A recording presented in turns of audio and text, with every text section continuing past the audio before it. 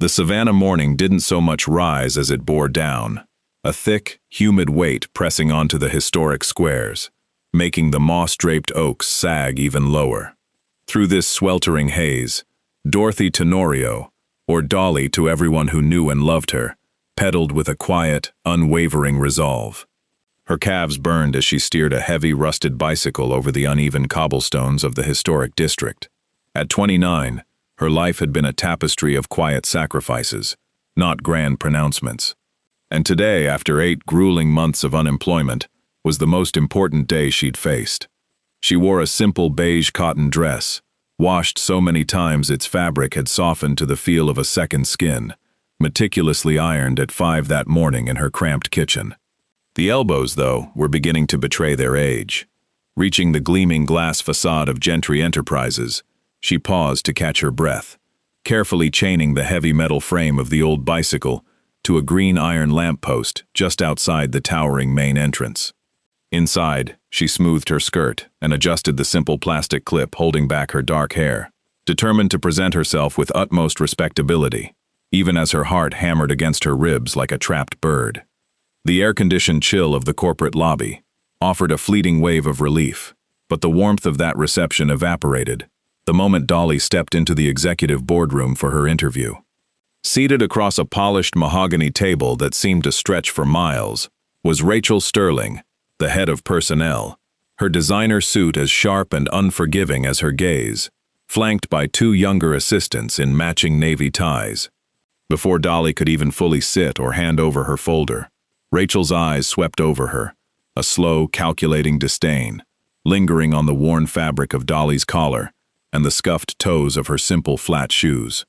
With those clothes and arriving on a bicycle of all things, do you honestly believe you project the kind of image our firm demands from its representatives? Rachel's question dripped with a sharp, mocking bite, falling like ice into the quiet room, eliciting a synchronized, hushed snicker from the 2 assistants hanging on her every word.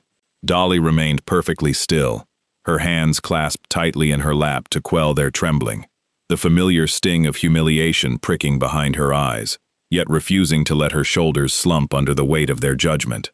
"I believe I am presentable, Miss Sterling," Dolly replied, her voice remarkably calm and steady, a surprising anchor against the storm brewing within. "My dress is old and faded, yes, but it is clean, hand-washed, and carefully pressed. And I arrived 15 minutes early because I respect your time, even if it meant riding a borrowed bicycle under the midday sun, because I could not afford the bus fare. This interview is for the position of data entry and archival specialist, not a runway model, and I can assure you that my ability to organize, capture, and preserve your corporate records has absolutely nothing to do with the brand of my shoes. If you would only look at my practical testing scores, or allow me a single day to demonstrate my work ethic, you would see that I am more than capable of handling this department." Rachel didn't even glance at the certificates Dolly had brought. Instead, she flicked through the physical application with 2 manicured fingers, her face contorted in a grimace of mild disgust, as if the paper itself might stain her perfect nails. "It says here you spent 3 years working at a small neighborhood stationery shop, and another 2 years caring for an elderly bedridden woman in her home," Rachel said, tossing the application back onto the table with a dismissive sigh that spoke volumes. "That is not what we call corporate experience, my dear.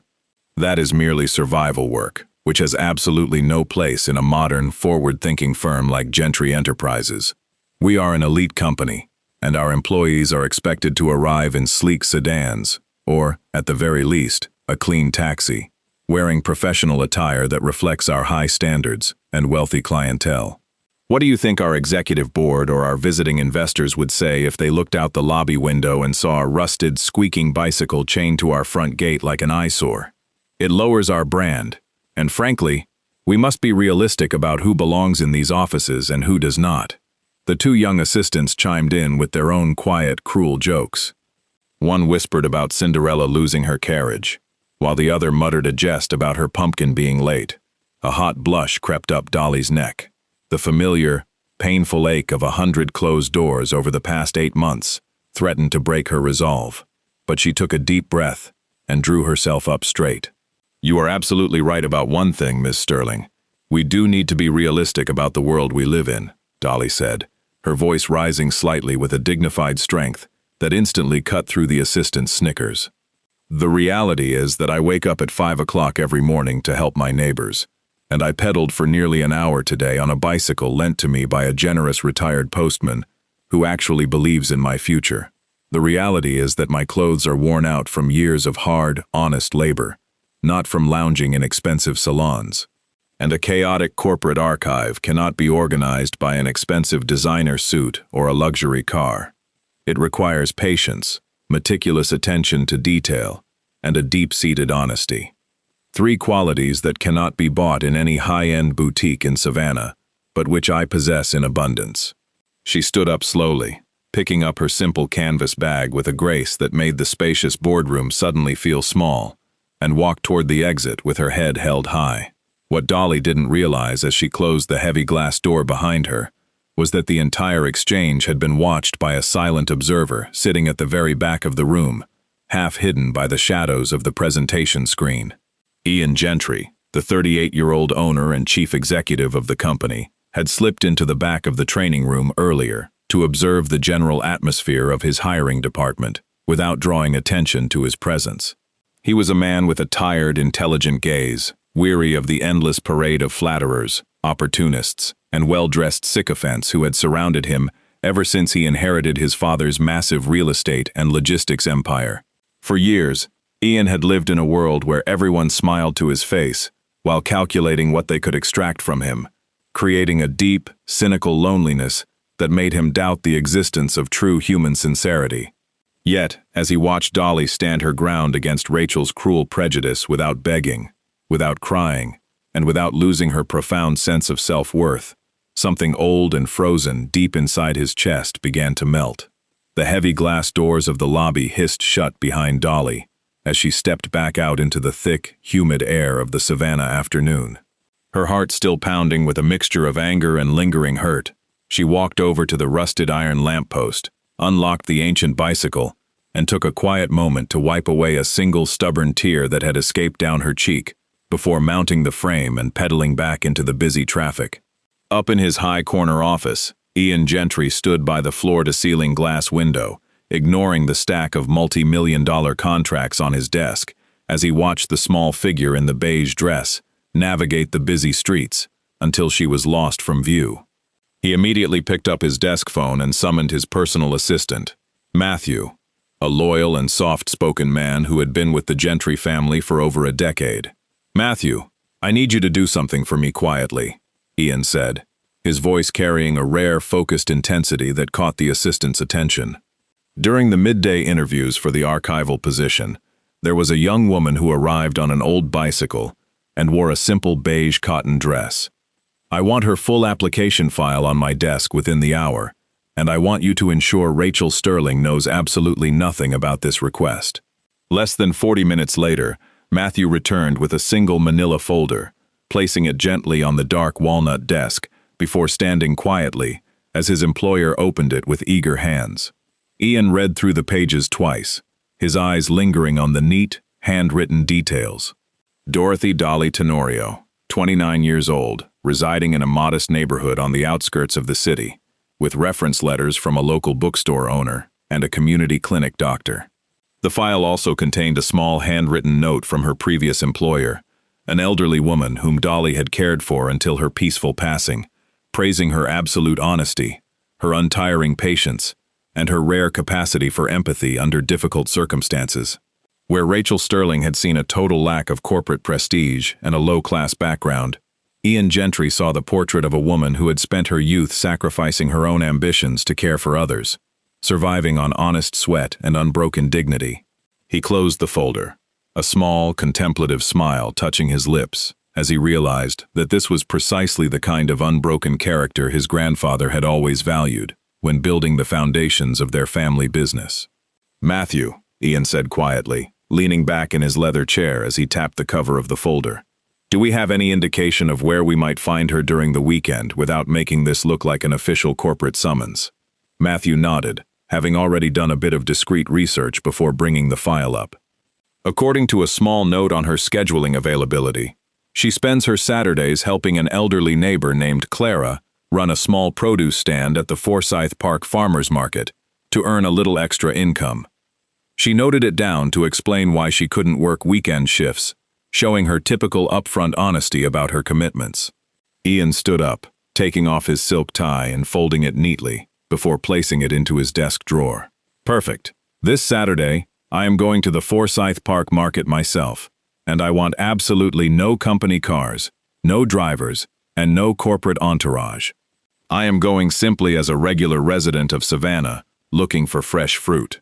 When Saturday morning arrived, the historic park was alive with the vibrant colors of fresh flowers, towering green oaks draped in Spanish moss, and the lively chatter of local vendors selling honey, bread, and fresh Georgia produce. Ian arrived dressed in a simple pair of worn denim jeans and a plain gray t-shirt, blending in perfectly with the crowds of tourists and locals who wandered through the sun-dappled pathways of the park. After searching the rows of stalls for nearly 20 minutes, he spotted her. Dolly. Wearing a faded green canvas apron over a simple white shirt, her hair tied back in a neat ponytail, as she carefully arranged bright red tomatoes and fresh green herbs on a wooden table. She was laughing warmly with an elderly woman beside her, her face completely transformed by a bright, genuine smile that seemed to light up the shaded market stall far more than any expensive corporate lighting ever could. Ian took a deep breath, feeling a strange, unfamiliar flutter of nervousness in his chest, and stepped forward to stand directly in front of her display of fresh avocados. "Good morning, sir," Dolly said warmly, her voice carrying the same rich, melodic tone Ian remembered from the boardroom, though now it was filled with an easy, welcoming friendliness. "Are you looking for some avocados today? I have some that are perfectly ripe and ready for a weekend salad, and others that are still firm enough to last you until the middle of next week, if you want to keep them for a few days." Ian looked down at the green fruit, then up into her clear, honest eyes, realizing that she had absolutely no idea who he was, seeing him only as another neighbor enjoying a sunny Saturday morning. "I think I will take a few of the firmer ones, please," Ian replied, his voice relaxed as he tried to match her casual tone. "I will trust your judgment on which ones will last until Thursday. I have never been very good at picking the right ones myself." Dolly smiled, her fingers moving with practiced, gentle care as she selected 4 perfect, dark green avocados, checking their stems and firmness before placing them gently into a brown paper bag. "The secret is to feel for a gentle give, right near the top stem, but never squeeze the middle too hard, or you will bruise the flesh inside," she explained, with an easy grace that made the simple task feel like a shared secret. "Is there anything else I can help you find today? We have some incredibly sweet peaches that just arrived from the orchards yesterday morning. The aroma alone is enough to make your mouth water, and they are priced very reasonably." Ian found himself nodding, entirely captivated by the simple, unpretentious beauty of her work ethic, realizing that she treated every person who approached her with the exact same level of profound, natural respect. "I will take a basket of those peaches as well," Ian said, handing her a crisp $20 bill. "You seem to really know your produce. Have you been helping out at this market for a long time?" Dolly carefully counted out his change, placing the dollar bills and coins directly into his palm with a neat, precise movement that reflected her organized mind. "I only work here on Saturdays to help my neighbor Clara, who has been like a second mother to me ever since my own mom passed away 3 years ago," Dolly said, her expression softening with a quiet, reflective warmth. "During the week, I spend most of my days searching for a stable office position. Though I must admit, the job market in the city has been incredibly difficult for someone with my background lately. Just this past Wednesday, I went to a massive corporate headquarters for a simple administrative archiving job, but they wouldn't even look at my testing scores because of how I looked."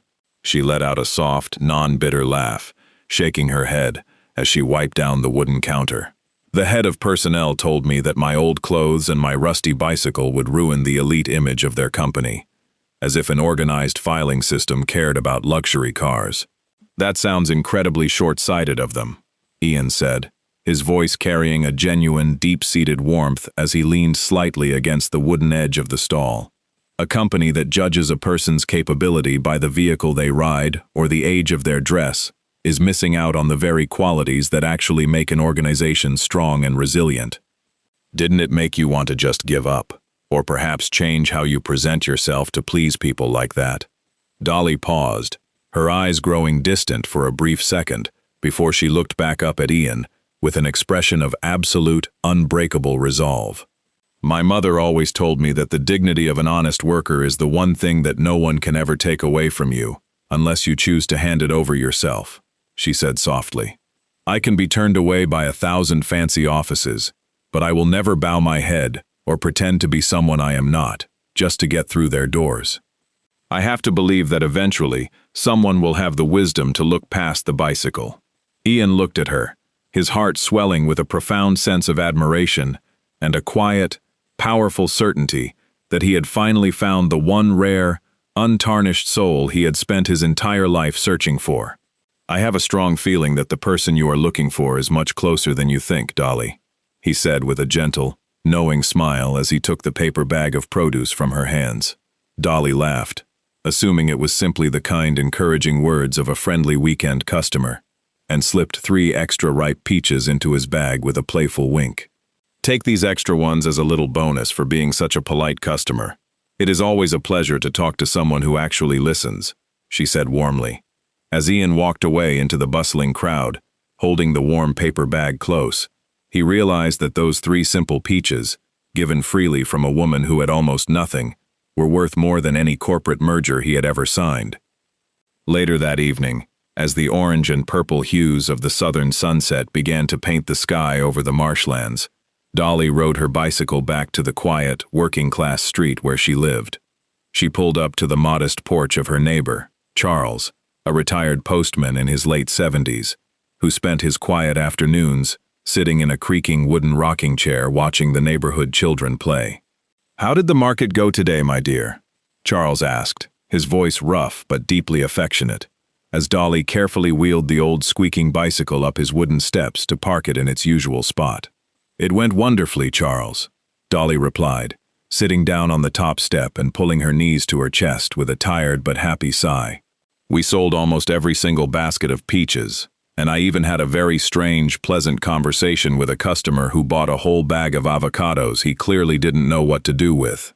Charles chuckled softly, his eyes crinkling at the corners as he reached over to pat the rusted metal handlebars of the old bicycle. "You know, Dolly, this old bike has a lot of miles and a lot of history built into its frame. My late wife used to ride it to the community garden every single morning for over 35 years, the old man said softly. When she passed away, I couldn't bear the thought of selling it or throwing it away. But seeing you ride it out every morning to chase your dreams has given this old metal a completely new life. Never let those wealthy folks in their fancy cars make you feel small for riding this bike, because things that are preserved with love and care will always carry you further than luxury items bought with cold money." Dolly smiled, leaning her head against his knee, feeling the deep, comforting truth of his words wash over her tired spirit. "Thank you, Charles," she whispered. "Sometimes I get so tired of the closed doors, but when I ride this bike, I feel like I am carrying a piece of everyone who believes in me."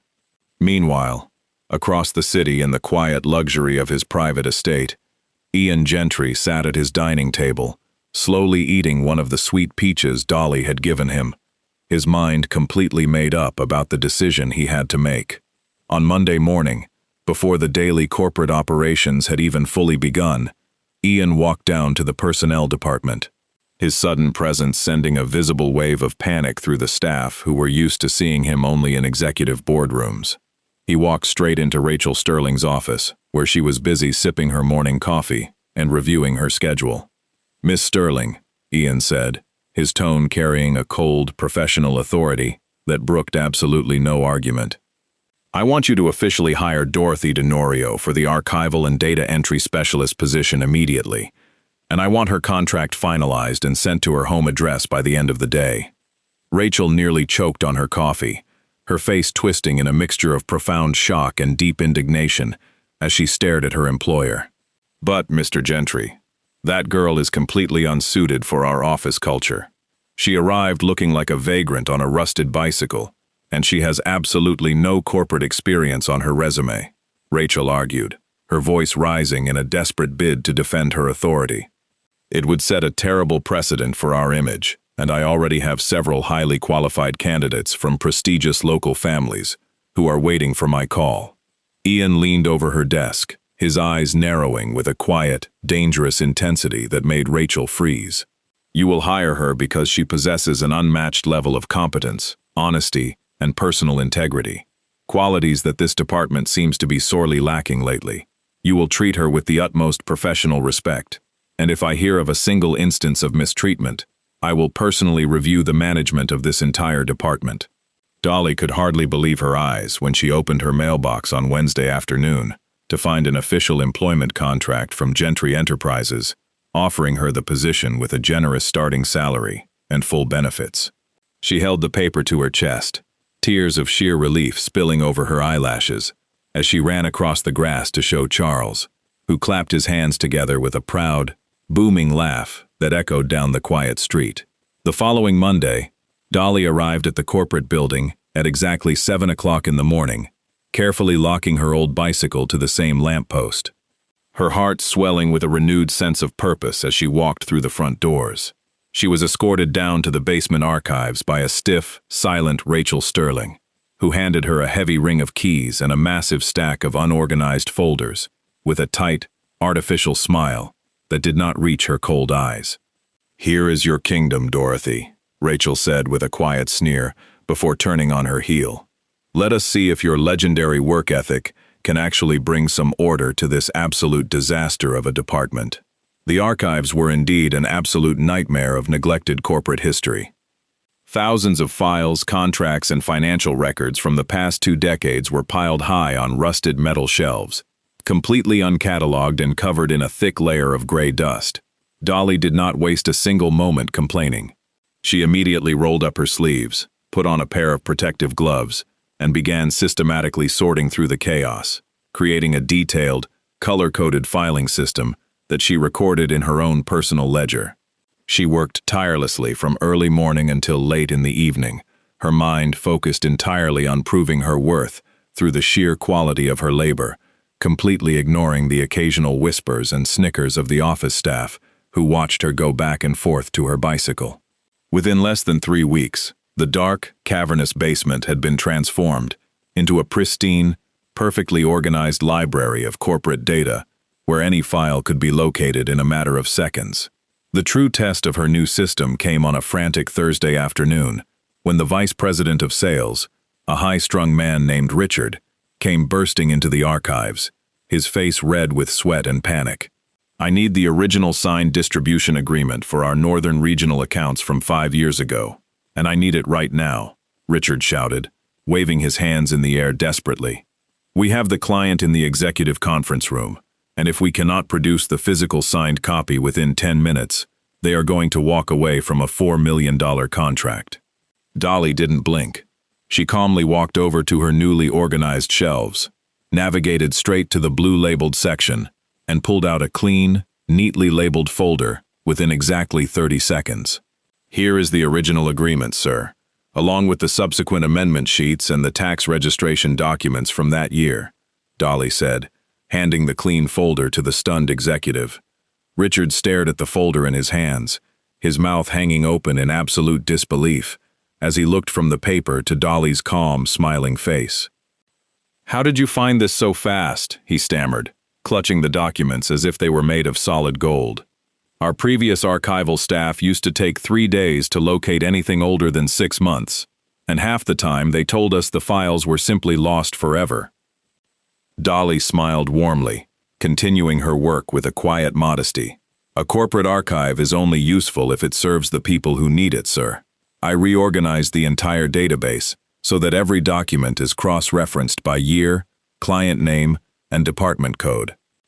Richard let out a loud, relieved laugh, running back toward the elevator while shouting over his shoulder, "You are an absolute lifesaver. I am telling the entire executive board about this." As the days turned into weeks, the attitude of the general office staff began to undergo a dramatic shift. The mocking whispers about the bicycle girl slowly faded, replaced by a growing respect for Dolly's unmatched efficiency and her warm, helpful nature. Even Teresa, a young receptionist who had initially joined in on the cruel jokes during Dolly's first week, walked down to the basement archives one afternoon with a look of genuine contrition on her face. "Dolly, I wanted to come down here and personally apologize to you for how I acted when you first started working here," Teresa said softly, nervously clutching her clipboard. "I was incredibly shallow, and I made fun of your bicycle and your clothes because I wanted to fit in with Rachel and the others. But you have shown nothing but kindness and incredible hard work since the day you arrived. I am truly sorry for my behavior, and I hope you can find it in your heart to forgive me." Dolly looked up from her computer, her expression filled with a gentle, non-judgmental warmth that instantly made Teresa feel at ease. "Of course I forgive you, Teresa," Dolly said, stepping forward to offer her a comforting smile. "We all make mistakes when we are trying to navigate difficult environments, and it takes a lot of courage to walk down here and say those words to me today. Let us put the past behind us and start fresh as friends." From that day forward, Teresa became one of Dolly's most loyal allies in the building, often bringing her fresh coffee in the mornings and sharing quiet lunches with her in the courtyard, where they would laugh and talk about their lives outside of the corporate walls. Yet, while Dolly's popularity and respect grew throughout the office, Rachel Sterling watched her success from her high office with a festering, bitter resentment that grew more dangerous by the day. Rachel could not accept that the simple, impoverished woman she had publicly humiliated was now being praised by the company's top executives.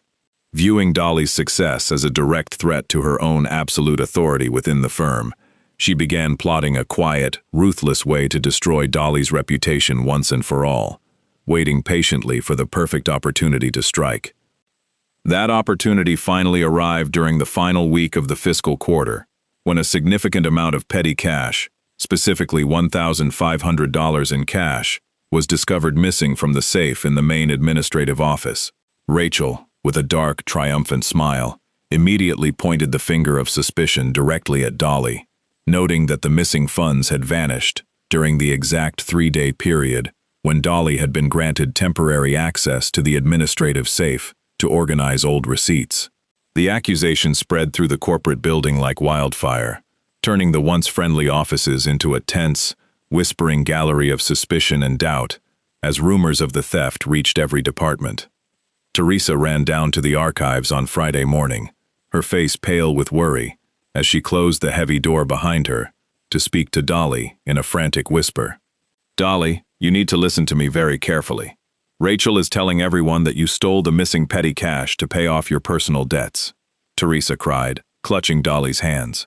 "She is building a formal case against you, and she has 20 years of corporate influence here. Everyone is going to believe her over a new employee. If I were you, I would resign immediately before they file official police charges. A theft record on your name will destroy any chance you have of ever finding another job in this city." Dolly stood perfectly still in the quiet warmth of her archive room, feeling the cold, familiar grip of panic trying to tighten around her throat. But she took a deep, steadying breath and looked at Teresa with a calm, unyielding strength. "If I run away now, Teresa, I am handing them the confession they want, and I will spend the rest of my life carrying the heavy shame of a crime I did not commit," Dolly said, her voice filled with an absolute, unbreakable resolve. "I did not touch a single penny of that money, and my mother did not raise me to run like a thief in the night just because the accusations of the wealthy are loud and frightening. I am going to stand my ground, and we are going to let the truth speak for itself, because a clean conscience has absolutely nothing to fear from a lie." Dolly opened her desk drawer and pulled out 2 items: her personal, meticulously detailed ledger, where she recorded every single minute of her daily tasks, and a digital printout of the electronic keycard access logs for the archives and administrative offices, which she had quietly requested from the building security guards earlier that morning. "I have recorded every single key exchange, every entry time, and every document handled during my shifts," Dolly explained, showing the neat rows of handwriting to her friend. "Rachel thinks that because I am poor, I am simple-minded and easily frightened, but she forgets that when you have survived with very little, you learn to keep proof of everything you do. If she wants a formal hearing, I will give her one, but she had better be prepared to face the hard evidence."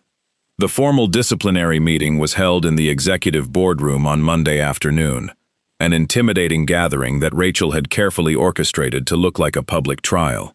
Rachel sat at the head of the long table, surrounded by the chief financial officer, 2 senior HR representatives, and her young nephew, Ryan, whom she had quietly hired as an administrative assistant 2 months prior. Dolly walked into the room with her back straight and her head held high, sitting down at the opposite end of the table, without a single trace of fear in her clear eyes, as she placed her worn leather folder gently onto the polished mahogany surface. "Dorothy, the evidence against you is extremely serious," Rachel began, her voice dripping with a false, patronizing sympathy that made Dolly's skin crawl. "The cash vanished during your designated filing shift, and we all know that your financial situation is quite difficult. If you simply return the money now, we may consider letting you resign quietly, without involving the police." Dolly looked directly at Rachel, her voice ringing out through the quiet room, with a clear, calm authority that instantly commanded attention. "I did not steal the money, Ms. Sterling, and I have the absolute proof right here in these records," Dolly said, opening her folder and sliding the security logs across the table. "According to the official electronic keycard records of the safe room, the access code was used at 11 o'clock at night on Thursday, nearly 5 hours after my shift ended, and I had already checked out at the front security desk. Furthermore, my personal ledger shows that the safe contents were verified and signed off as complete by the shift manager at 6 o'clock that evening when I departed on my bicycle, meaning the theft occurred late at night when the building was supposed to be completely empty." The boardroom fell into a sudden, suffocating silence, as the chief financial officer eagerly snatched up the security logs, his brow furrowing as he carefully compared the times and the registered keycard numbers. Rachel's face turned a pale, sickly shade of gray as she realized that Dolly had completely bypassed her trap by using the very security systems she had assumed a simple archival worker would never think to examine. This log must be a mistake," Rachel stammered, her voice growing high-pitched and defensive as she glared at Dolly. "We cannot trust the records of a new employee over the established staff. She could have easily tampered with the security desk, or had someone else use a keycard for her. The security logs cannot be tampered with, Ms. Sterling, because they are hard-coded into the building's central server," a deep, commanding voice said from the doorway. Everyone in the room turned in unison to see Ian Gentry walking into the boardroom dressed in an immaculate dark charcoal suit, his expression cold and unyielding as he walked over to stand directly behind Dolly's chair. Rachel stood up instantly, her voice trembling with a desperate, pleading eagerness. "Mr. Gentry, thank goodness you are here." "We are just finishing up the investigation of this unfortunate theft, and we were about to dismiss this dishonest young woman. The only dishonest person in this room, Rachel, is you and your nephew," Ian said, his voice cutting through her words like a steel blade, as he tossed a second, highly detailed security report onto the center of the table. "This morning, I had our head of security run a full forensic audit of the keycard used at 11 o'clock on Thursday night, and it belongs to your nephew, Ryan, whom you personally authorized to have after-hours access to the administrative offices. I also have security camera footage from the rear hallway showing him leaving the building with a stuffed envelope in his pocket, less than 10 minutes after the safe was opened." Ryan let out a terrified sob, burying his face in his hands, while Rachel collapsed back into her leather chair, her entire world crumbling around her in a single, devastating moment. "You are fired, Rachel. Effective immediately, along with your nephew," Ian said, looking down at her with a profound, quiet disgust. "You have spent 20 years using your position to humiliate, intimidate, and exploit the honest, hard-working people of this company. And you capped your career by trying to frame an innocent woman for a crime your own family committed. You will pack your belongings under security supervision, and if the missing funds are not returned to our financial department by 5 o'clock this afternoon, I will personally file full criminal charges against both of you." Rachel slunk out of the room in absolute silence, followed by her weeping nephew, while the remaining board members quickly excused themselves, leaving Ian and Dolly alone in the quiet room. Dolly sat at the long table, her hands resting on her folder, as she looked up at the man standing before her. A whirlwind of realization and confusion spinning through her mind, as she finally put all the pieces of the puzzle together. "You are the owner of Gentry Enterprises," she whispered, her eyes wide with shock as she stared at his elegant suit. "The customer from the farmer's market. The man who bought the avocados and the peaches. It was you all along." Ian smiled warmly, his expression softening into the same gentle, friendly look he had worn among the vegetable stalls in Forsyth Park. "Yes, Dolly, it was me," he said softly, sitting down in the chair beside her. "I was in the back of the training room during your first interview, and I watched you stand up to Rachel's cruelty with more grace and dignity than I have ever seen in this building. I wanted to see if that incredible character was real, so I went to your market. And what you showed me there changed my entire outlook on life." Ian reached across the table, his hand pausing for a moment, before gently covering hers with a deep, respectful warmth.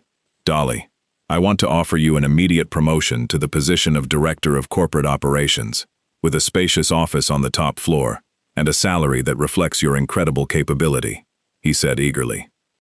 Dolly gazed at him for a long, silent moment, her heart profoundly touched by his generosity. Yet, she gently pulled her hand away, shaking her head with a soft, resolute smile. "No, Ian, thank you, but I can't accept a promotion like that right now," she stated firmly. "If you whisk me to the penthouse overnight, simply because of what happened today, everyone in this building will be whispering that the poor girl used her personal connection with the owner to climb the ladder, and my hard-won professional reputation will be shattered before it even has a chance to truly begin.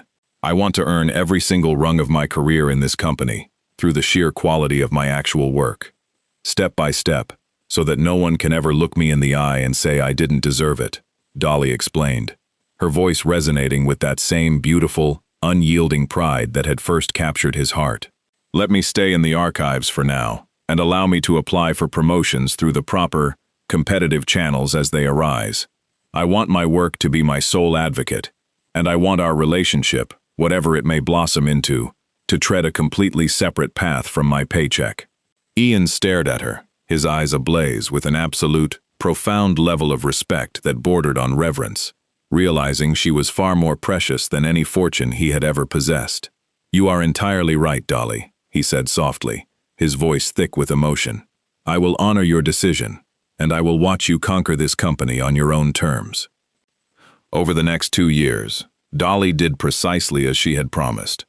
She worked with relentless dedication, applying for open positions and earning each promotion through her unparalleled efficiency, eventually ascending to become the most esteemed director of operations the firm had ever witnessed.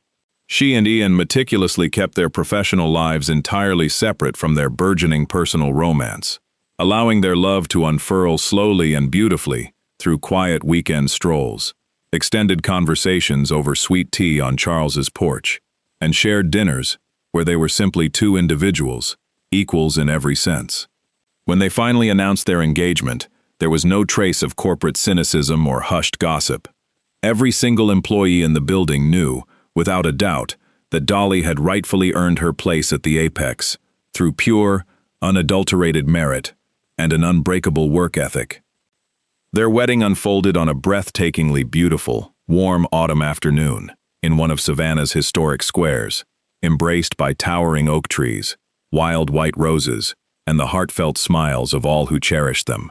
Guests from high society arrived in sleek, opulent limousines, but as the music began to play, a collective murmur of delighted astonishment rippled through the crowd as Dolly made her entrance, not in a luxury vehicle, but riding the very same old, rusted bicycle. Her exquisite white lace wedding gown was carefully gathered, her face alight with a joyful, brilliant laugh.